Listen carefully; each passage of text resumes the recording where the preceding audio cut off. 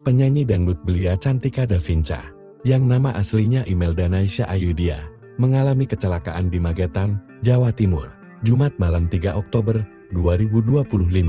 Sekitar pukul 19.30 WIB, mobil Toyota Innova Reborn yang ditumpanginya bertabrakan dengan sepeda motor Suzuki Smash yang dikendarai dua pelajar SMP berinisial BPW dan F yang tidak menyalakan lampu depan. Kecelakaan tersebut mengakibatkan kedua pelajar tewas di tempat, sementara mobil juga menabrak sebuah bengkel di sisi jalan.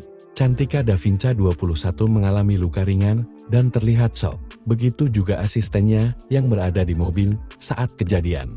Sopir mobil, Febrian Fitrianto 28, mengalami luka di kepala. Jenazah kedua pelajar telah dievakuasi ke RSUD Dr. Saidiman Magetan.